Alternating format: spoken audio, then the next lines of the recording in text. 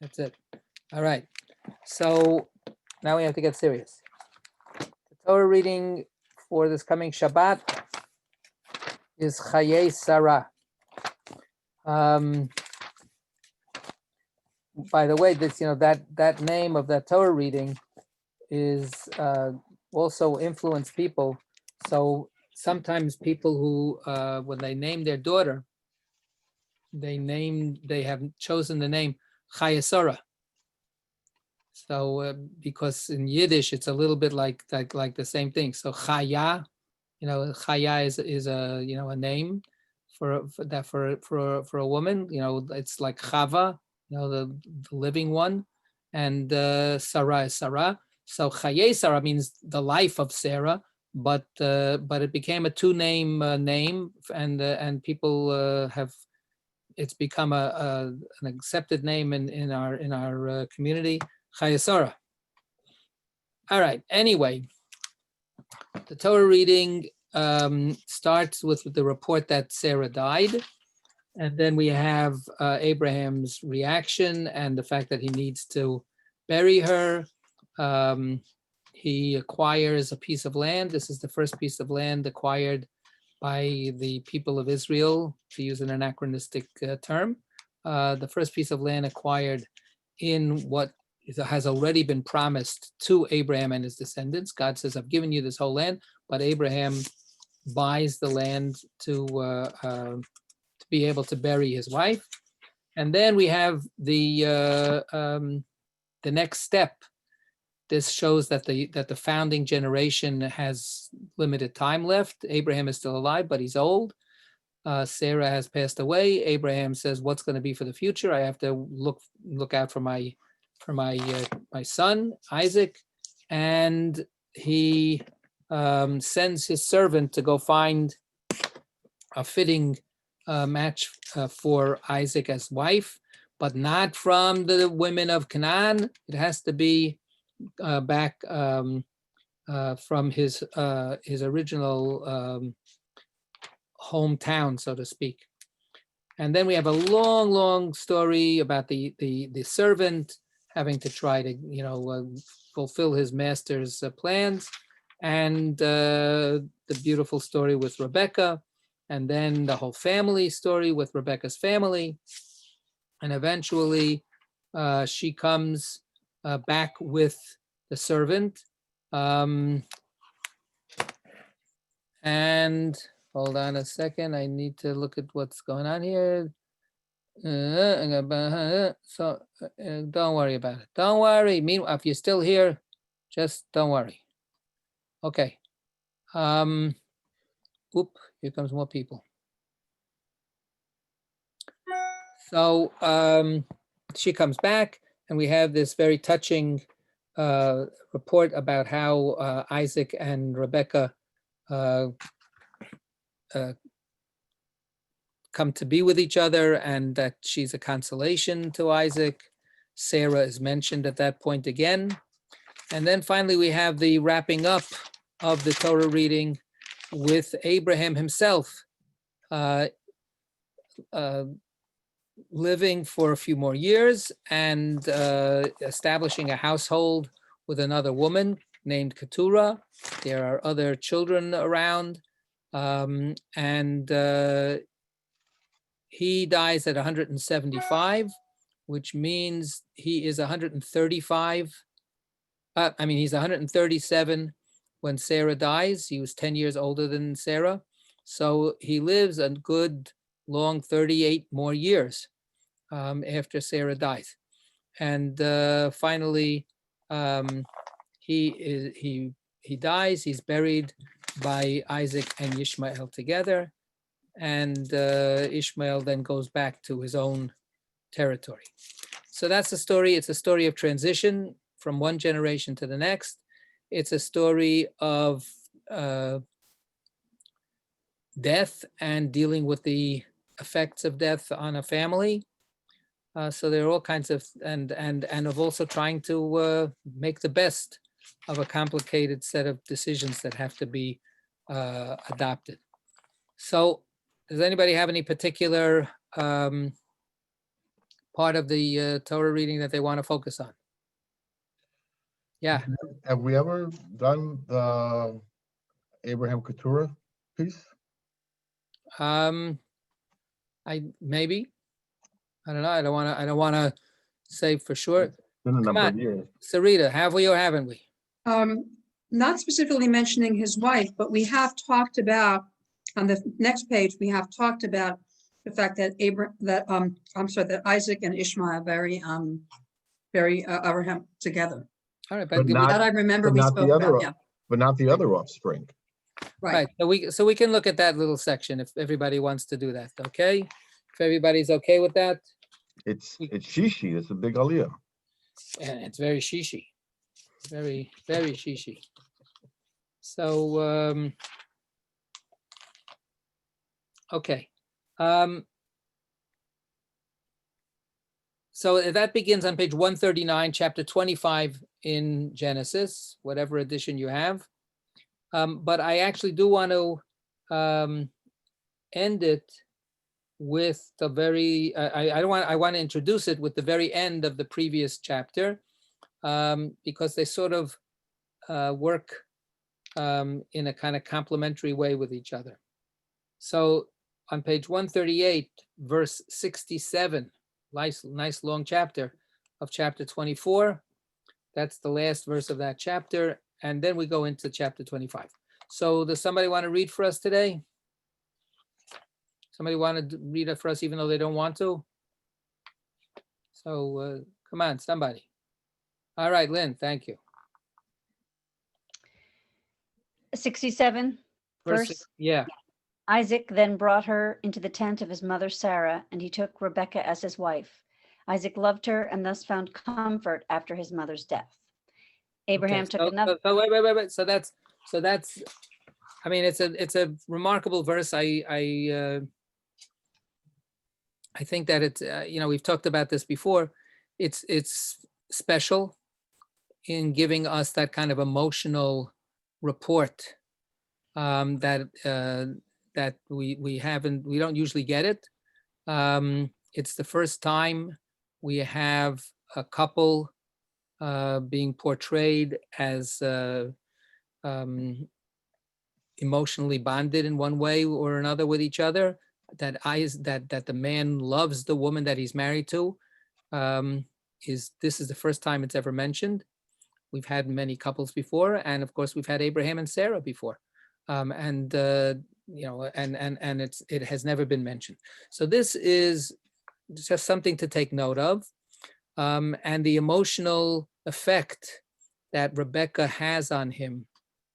Of course, he's the focus at this point. Rebekah has been the focus in the previous part of the chapter about her whole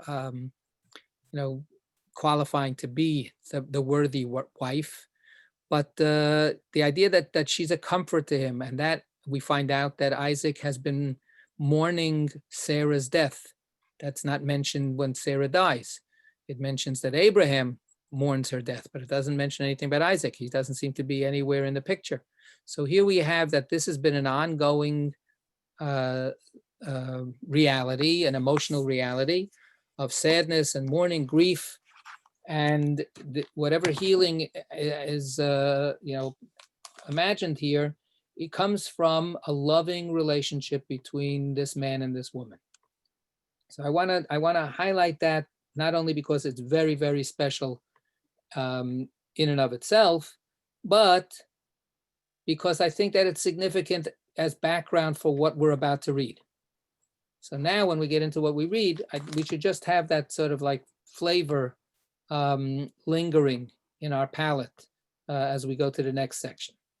So 139 is the page in Eitz Chaim, chapter 25. Go ahead. Abraham took another wife whose name was Keturah. She bore him Zimran, Jokshan, Medan, Midian, Ishbak, and Shua. Jokshan begot Sheba and Dedan. The descendants of Dedan were the Ashurim, the Letushim, and the Lemumim. The descendants of Midian were Ephah, Epher, Enoch, Abida, and Eldaah. All these were descendants of Keturah. It's really a Abraham- shame that we haven't read this text, other times. I have no idea why we've avoided reading this fascinating text. Yes. Abraham willed all that he owned to Isaac, but to Abraham's sons by concubines, Abraham gave gifts while he was still living, and he sent them away from his son Isaac eastward to the land of the east. Okay, so let's stop here and try to digest what we just read and what we found out. Okay, so what are some of what's some of the information that we glean from this short text? Well, he takes a wife, but she's not she's a concubine, not a full wife. I'm not sure. How do you know that? Well, it says that he willed everything he owned to Isaac, but to Abraham's sons by concubines. So it doesn't say, presumably that's her sons as well. So that seems to be implying. Presumably is, let's stop and Yeah. let's just be careful about that. So what I would be more comfortable with saying is we have a little bit of a question here. On the one hand, Keturah is named and her descendants are named, and she's called Isha, which is understood generically as being to wife. That's Abraham's wife. And then we get this other mention of plural concubines, more than Well- one concubine. Well, Hagar was a concubine, Well, but she's out of the picture a long time ago. but maybe Ishmael got something. He was sent away years and years and years ago. We've talked a lot about the fact that he might have been around from different midrashim that Right, we so talked about. Good. And he was around to bury him. Right, we didn't get there yet. We didn't get there Right. yet. Sorry, Fern. Oh, yeah, wherever you are. I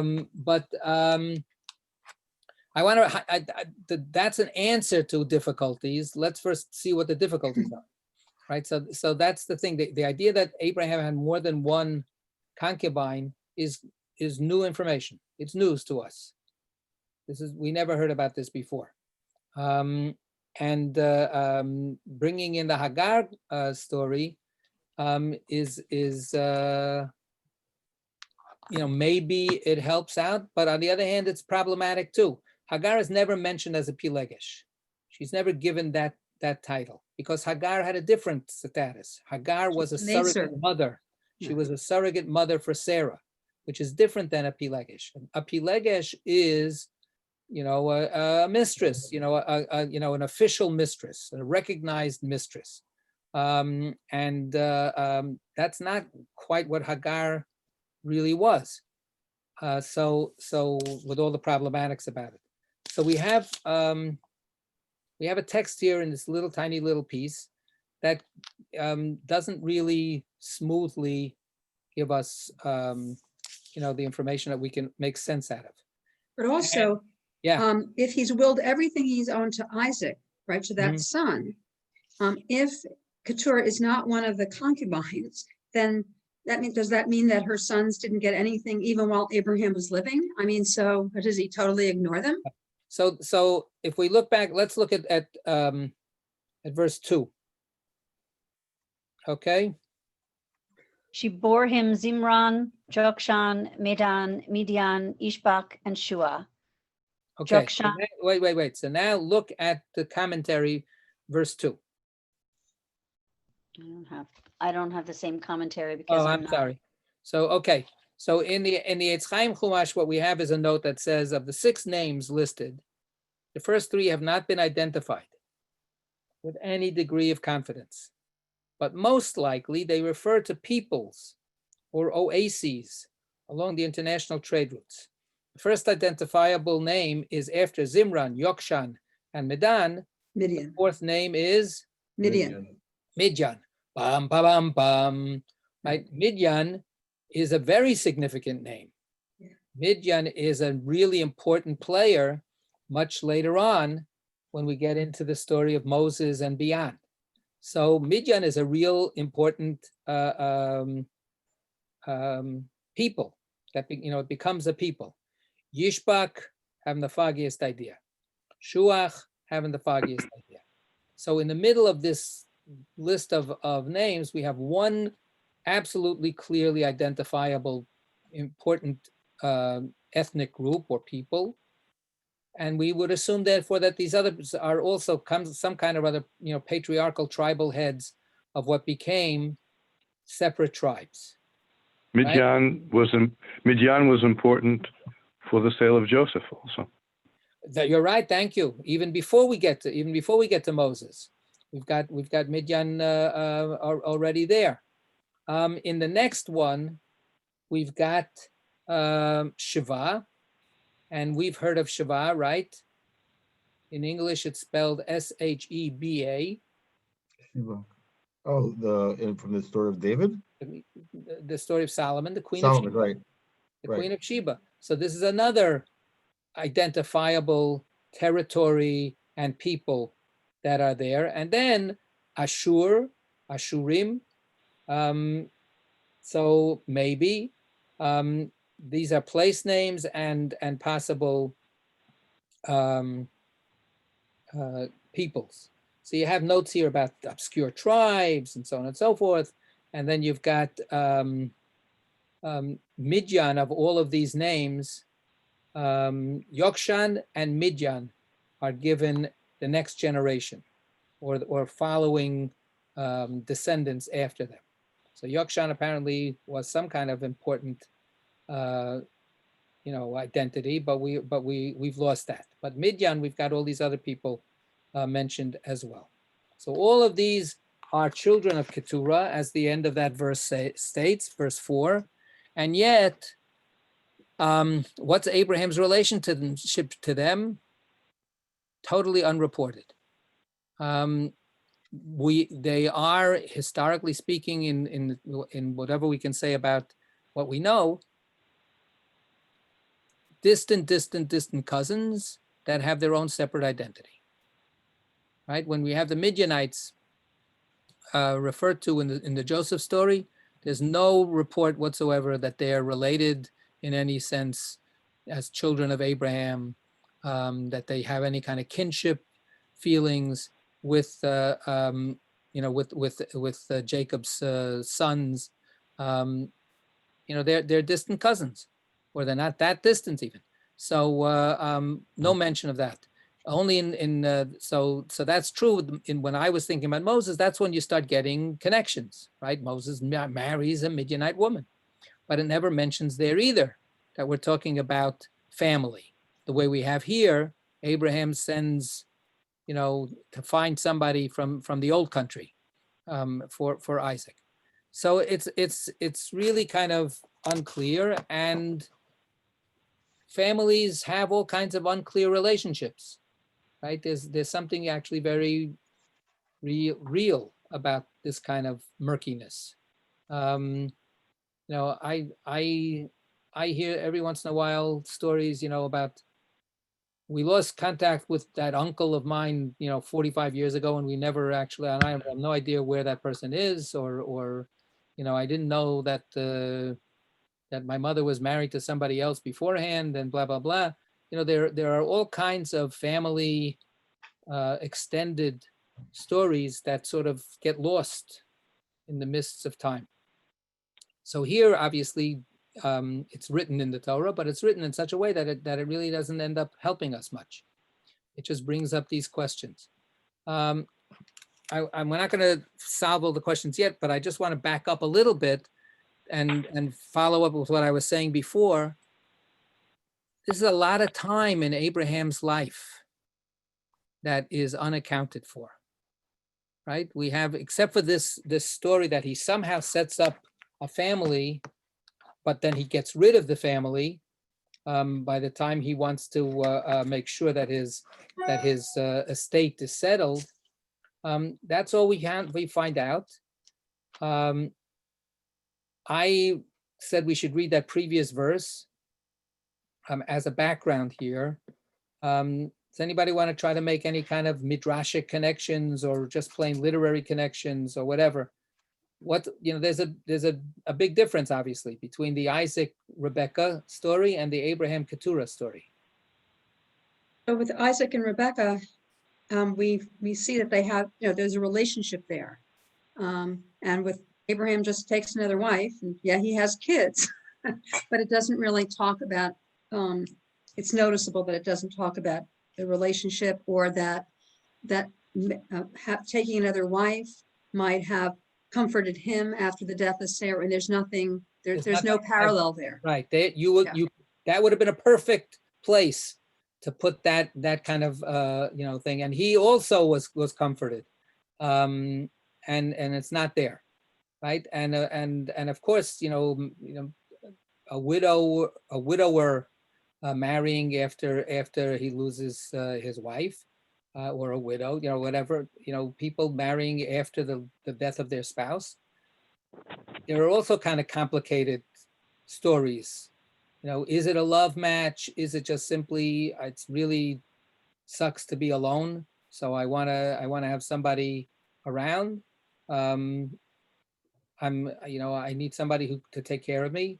I never learned how to, cook supper, so it's useful to have somebody like that. There's a zillion non-romantic. That's Lou's reason. That's Lou never learned how to cook supper. I don't know. He made dinner tonight. Okay, all right. I walked in the door, got some dinner, and then turned on the computer. Very good. That's good. A helpmeet. So, but so romance doesn't necessarily have much to do with those kinds of later subsequent relationships, and it's sort of put out there in this very blank way with Abraham sending everybody away with gifts. And here we bring back, Alan mentioned before, Ishmael and Hagar. What do we remember about, if we try to remember, and if you can't remember, you could look it up. What happened when Abraham sends Hagar away? What's the picture that we get from the Torah there? God comes to comfort her. Huh? But he's not happy. He's not happy about right. sending. God has to save her Ishmael life, and away. he has to save the baby and then the child. Yeah. But Abraham, vayirah hadavar, he didn't like it. It was evil in his eyes, and God says, no, you have to do this. Sarah is right. Here we don't. Again, it's just all that emotional level is missing here. Does Abraham care about these people or not? I want to share He sends them away. What? He sends them away. Well, like I said, so he sent Ishmael away too, but with a very heavy heart, supposedly. Here, this is it. He sends them to be with Lot. Sends who to be with Lot? Well, he sends the boy eastward, where Lot went. Okay, so maybe we have a little extra midrash for you to write. This is something because Lot has disappeared from the story also, right? So are they ever back in contact with each other? There's an interesting reading that is offered by one commentator who sometimes comes up with some cool stuff. I've quoted him numerous times. Ovadia Sforno, he was a Renaissance Italian Jewish leader, a rabbi and a physician and a Bible commentator. And he writes about this, and it's not necessary to go into this whole thing. He quotes other verses from Tanakh, from different parts, to prove that what his reading is, which we'll hear in a second, can fit into the text as a perfectly good reading of the text. So you just have to trust him, or trust me that you can trust him. But it's a unique reading. He says that this is not about biological children that Abraham had subsequent to Isaac. These are adopted or foster children. And he shows that these words, where it says, and she bore him Zimran and Yokshan, etc., he shows from other places that it ain't necessarily so. It's not necessary to understand that they actually had children together. Rather, he has a home where he takes in these children, the very modern kind of picture, because we don't really have much of that at all. We have it later on miraculously with one very important figure. What do we have a kind of adopting or Moshe. foster care situation that's super crucial for Jewish history? Moses. Moshe. Moses, right? So Pharaoh's daughter decides to take this abandoned baby into her care. So here we have a less consequential possibility, but this is the way Sforno reads this story. So first of all, it sort of simplifies things. So it's not so bad. After the foster care contract is over, the kids leave and go off on their own. The sending away of the kids is not necessarily such a heavy kind of thing, although foster relationships can develop into very, very deep relationships. But, it sort of puts a little bit of a qualification on that. But it also sort of gives us a different picture of the reality of his life. Because after all, what's the deal with Abraham? Like we said before, we don't know anything about this 38-year period. This is Abraham. He talks to God. He goes up the mountain. He's this guy until now. He has been the be all and end all of the world's destiny about whether or not there will be a God in the world. And now it's like, is he really just happily retired? Is he just out to pasture, out to stud even, with having all these other kids and so on, with Sarah? It's a whole drama. It's a whole back and forth, ethically, morally, spiritually, to have a kid, which kid. It said all of a sudden now he's got 10 kids, and they're all insignificant, right? So it's like this tremendous change of the way Abraham, is for us to see him. Yes, it's the same name, it's the same man, but it's really not the same life, is it? It's going from super meaningful, significant, life-changing, history-changing life to basically a humdrum, very, very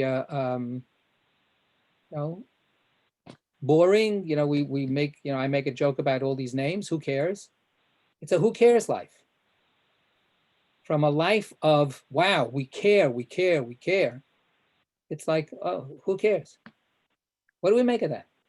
Yeah. So that happens when Sarah dies. So, there's a little bit about then he thinking that, okay, you have to find someone for Isaac, but basically this change in his life comes about when Sarah dies. And perhaps that suggests to us that what Abraham was able to accomplish and be and the significance of his life was very much tied to that relationship with Sarah. Right. So that's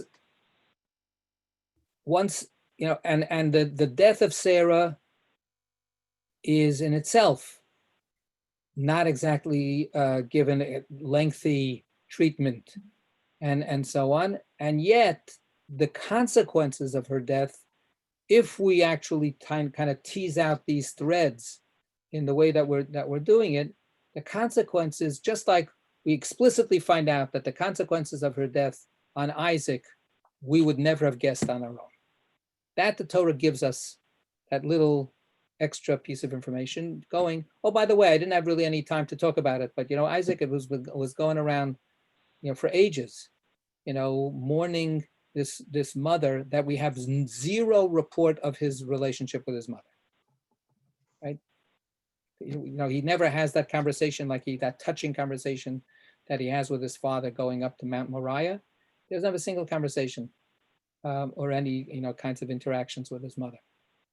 And then we find out he's devastated. We find out that he's grieving, and that the only thing that helps him is finally he takes a new chapter in his life when somebody else comes in, another woman comes in to fill that void. With Abraham, we don't have any of that, but maybe now as we start thinking about what's not in the text, that's maybe what's in the text, right? That silence tells us about this gigantic void that has been created for Abraham. Like that Abraham's life partner, his soulmate, maybe, if we want to use those kind of terms, she's gone. And here's a guy who's a warrior. He goes out, he fights to save Lot, his nephew. He's an adventurer. He goes on these treks. He doesn't know where he's supposed to be going, but God said he should go. He's got all this stuff going on. And then, the famous things, he's got chutzpah, and he calls out God, and he's got all of the things that are Abraham stuff. And it's possibly this is all that other stuff he survived, and he was able to actually confront all of it. And maybe this is what we see here is a kind of a losing it when Sarah dies. So I'm making it up. We're all making it up now as we go, but it's possible. There is a midrash that speaks directly to that, and if we have time, maybe we'll go look at it a little bit. But I want to go the other way now, and that is if we take Sforno's picture, it's not. It's still, again, the guy is not in the headlines anymore. There's no more, super important episodes in his life that we need to really learn from and so on in a very direct way. But if you take Sforno's picture, he quietly retires, and there's something about Abraham that is preserved and that is constant here, that is true to Abraham's real essence, according to this picture that Sforno paints, that we could understand as still there, still alive, still. What is that? How would we describe that essence? Yeah. So all right, Alan, then Sarita. The hospitality. Mhm. Yeah. To bringing people into your home. Right. If I follow this Sforno, because the different ways described. So that's also, it's like there's a little bit. Sforno doesn't go into all this stuff. He just says it out. This is the pshat in the stuff. But there's a certain kind of, to me, poignancy to that kind of possibility also. Here's a guy, he opens up a home for wayward youth. He opens up a home, instead of welcoming angels into his house, he's welcoming, kids who have no place else to go, and taking care of them. And he's proven himself. He has nothing to try to build up anymore. But now he just does the regular humdrum work of compassion and hospitality, and just being, possibly a good man. Now, that is not the obvious reading in this text. And when we, he said he has concubines, and he's sending people away, and he's doing all of that. It's a kind of a, you could say that Sforno's kidding himself, or you could say it's a deeper reading that tries to really tie pieces together, and the spoken and the unspoken all working together. But it's also interesting because if we go with that reading, if we think about what relationship has he had with his sons. Ishmael he sent away. Now it seems since Ishmael does come back to bury him, that there maybe was a continuing connection. And Isaac, of course, we know he almost sacrificed him, and that must have had a big impact on the relationship. It has to have. And so if there's a void in his life now, there's also a void perhaps in terms of his relationship with his sons. Right. So, or to put it in a question, what is the relationship? What kind of is it a complete void? When we read verse 5, right? What do we have there? Okay, Lynn, you're back on. Abraham willed all that he owned to Isaac. Okay, so now the unfortunately, as usual, I have quibbles with the translation. And first of all, I want to quibble with the first translation, the first verse. It says, and Abraham took another wife. So that's a possible legitimate translation. But the Hebrew, the syntax is Vayosef Avraham, Vayikach Isha. And Abraham added or continued, or he went further. And he took a woman for a wife whose name was Keturah. So to read it continuously is perfectly legitimate. But and the Hebrew is definitely possible like that also. But by having that phrase being separated like that, you could read it as also like, and then Abraham picked himself up from the doldrums and decided to keep going. And then he decided to take a wife. So it's not just so blank. In verse 5, the translation here is Abraham willed all that he owned to Isaac. So, in our reality, to me, that is, okay, there's a codicil, there's a document, they went to the lawyer's office, they found it in the safe deposit box, they opened it up, there it is. The Hebrew is simple. And Abraham gave all that he had to Isaac. The word is vayitain, he gave. So the will part in the context, yes, so it's at the end of his life, he's trying to get rid of all his stuff. But back to the relationship question, it puts a little sharper point on that. How does he give it? How does he give it to Isaac? Is Isaac there? Is it all just done by abstract, contractual language, or is it really a giving? So, and then Abraham gives everybody else, all the other children, he gives them gifts and sends them. And what does it say here? He sent them away. Let's do verse 6, and then we'll go through the rest of the next paragraph. Go ahead. But to Abraham's sons by concubines, Abraham gave gifts while he was still living, and he sent them away from his son Isaac, eastward to the land of the east. Keep going. Okay. This was the total span of Abraham's life, 175 years. And Abraham breathed his last, dying at a good ripe age, old and contented, and he was gathered to his kin. His sons Isaac and Ishmael buried him in the cave of Machpelah, in the field of Ephron, son of Zohar the Hittite, facing Mamre, the field that Abraham had bought from the Hittites. There Abraham was buried, and Sarah his wife. After the death of Abraham, God blessed his son Isaac, and Isaac settled near Beer Lahai Roi. Okay. Okay. Oh, good. That's good. Thank you. So, so Isaac is here, mentioned a couple of times. Yishmael comes in for the burial, right? So that brings us back to the same question that we're touching on. Where are these people? How connected are they with each other? How much are they in communication with each other? Going back to verse 6, he sends those other concubine children away from his son Isaac. So does that echo anything from earlier Bible stories? What he did to Ishmael. What he did to Ishmael and what he did to Hagar, right?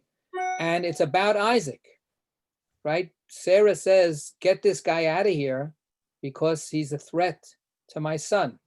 Not just as an heir, but she, sees that him as being either a bad influence or he's not treating Isaac well. There's a 13-year difference in age between them, Ishmael and Isaac. But it brings us back to the question when it says, and he sent them away from Isaac. Is Isaac there? Is it just that he's saying, don't mess with Isaac? or don't have anything to do with Isaac, he can't control. I mean, how much can he control that, after he dies? So what does it mean? He sends them from Isaac. So one possible way to read it is that they are there with each other. The Torah doesn't give us a lot of information about it, but he is sending them to get far away from Isaac, who's right over here. It's possible. And then we have the death and the burial. And all of a sudden Ishmael is there with Isaac. So are the other children there? Right? So the sending away here is about all these other people, but Ishmael is not included in that.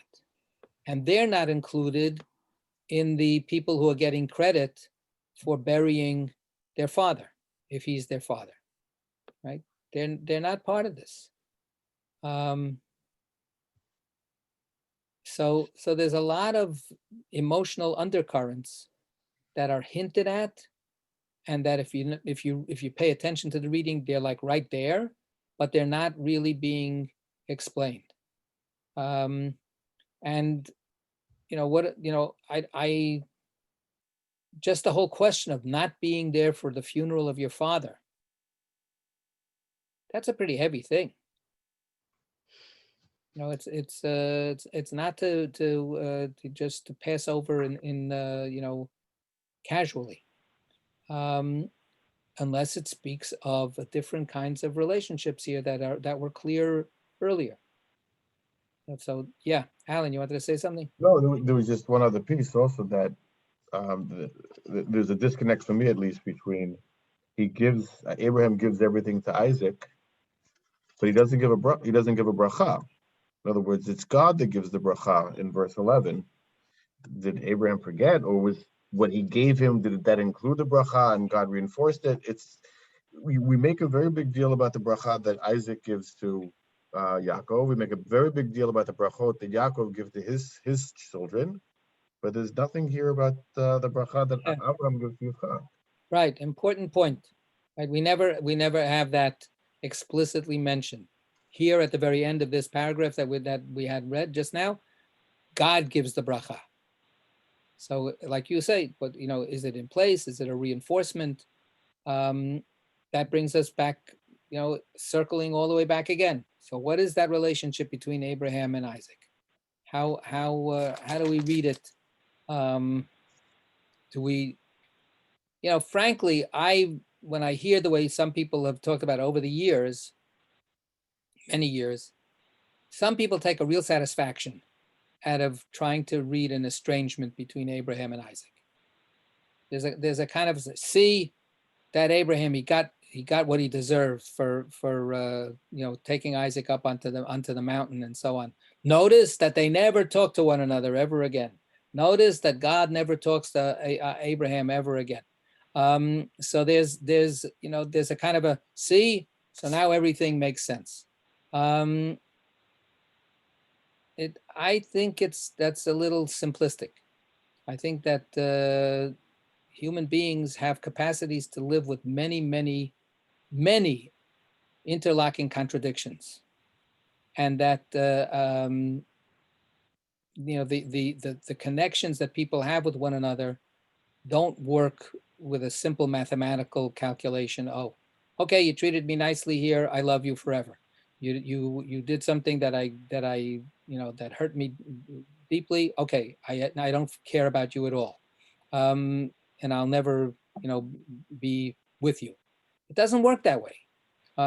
It really is so much more convoluted and so much more interpenetrating. The love and the hurt and the questioning and the devotion is really so much more richly mixed, and we know that from our own lives. How much more so for these people? So I just think it's really possible to read these stories with the messiness preserved and appreciated. All right.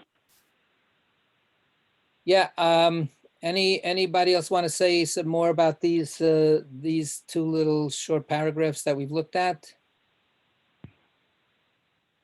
So I'm gonna share a screen then, and I brought up the midrash that I was talking about, and we can spend the next 10 minutes or so looking at that midrash. Okay.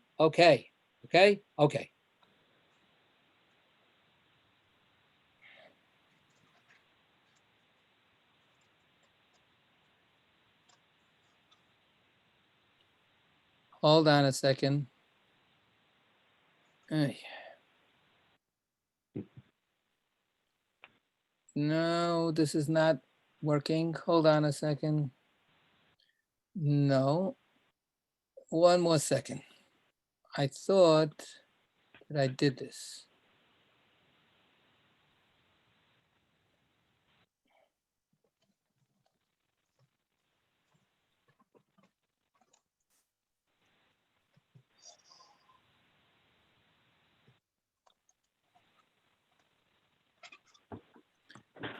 Hold on, sorry, one more time.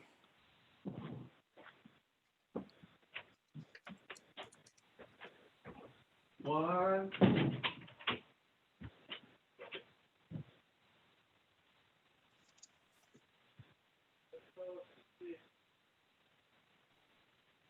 Okay, I'm getting there. Okay.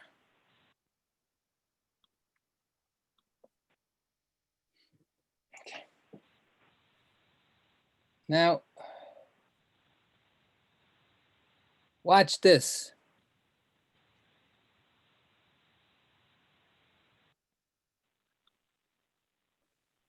Okay, you got it? Boy, I'm telling you, I'm such a competent guy here. Okay, so this is Midrash Tanchuma, one of the ancient Midrashim, classic Midrash, and it's commenting on the verse, and Abraham was old and well-stricken in years. This is when Abraham starts trying to find a wife for Isaac. But what does it mean that he was old? So what we're going to have here is the Midrash takes the last chapter of Mishlei, of Proverbs, chapter 31, which is mostly the hymn to the perfect, wonderful, amazing woman of valor, Eshet Chayil. And their point is what it means that he was stricken in years and old. This is the death of Sarah, the point that we made earlier. And they take the verses of that chapter and they apply it to Sarah's life. So Lynn, you got it? Can you read it? Okay, I will give it a shot. Is it big enough? Can we? Let's see. And Abraham was old and well stricken in years. Scripture states elsewhere in reference to this verse, a virtuous woman is a crown to her husband. Proverbs 12:4. This verse alludes to Abraham, who mourned for Sarah, for it was written previously, and Sarah died. Genesis 23:2. Abraham began to weep for her, saying, a woman of valor who can find, for her price is far above rubies. The heart of her husband doth safely trust in her. Proverbs 31:10. When did he demonstrate his trust in her? When he said to her, say, I pray thee, thou art my sister. Genesis 12:13. So now they're going to go through each of these phrases and they're going to apply it to Abraham and to Sarah. So Batach Balev Bala, her husband's heart trusted in her.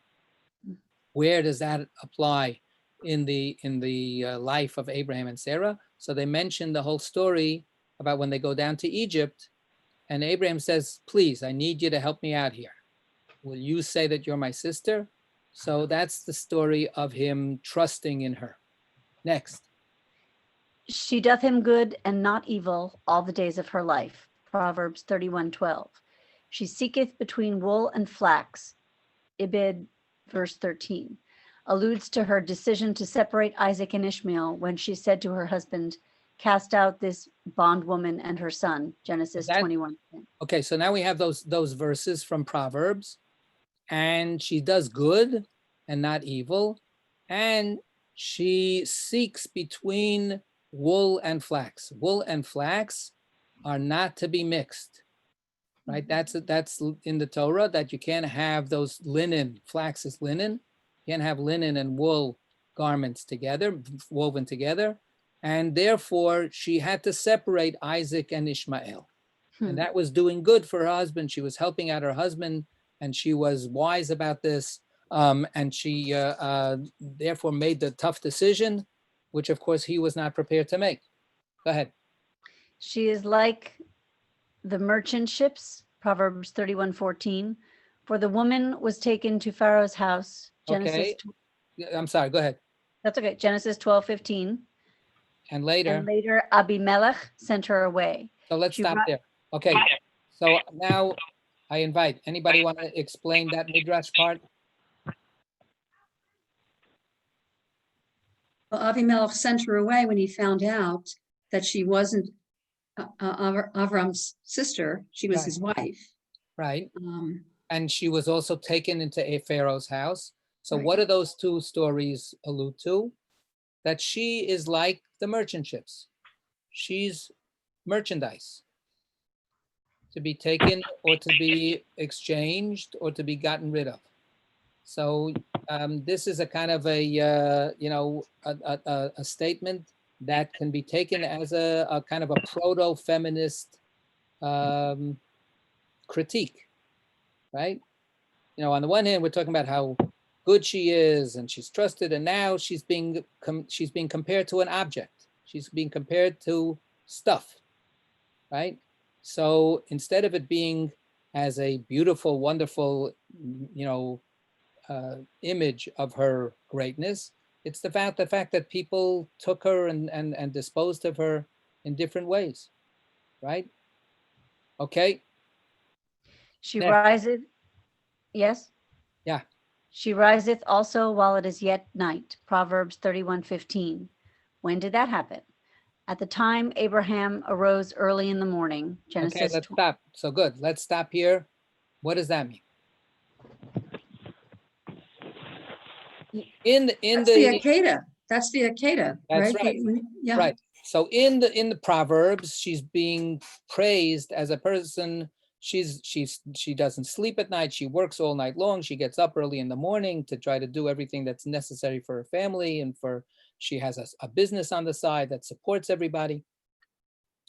So here, this is linked to Abraham getting up early in the morning and saddling the ass with all the stuff and walking with Isaac. The implication being she was involved in that early morning scene also. We talked about it a little bit last week. Where is Sarah in the Akedah? And there's no dialogue. There's no Abraham telling Sarah what's going on. What we have here is, what do you think? You think Sarah was oblivious? Sarah knew every single thing that was happening in her household. You think that Abraham could get up early in the morning and Sarah wouldn't know about it? She gets up early in the morning too. So she knew exactly what was going on.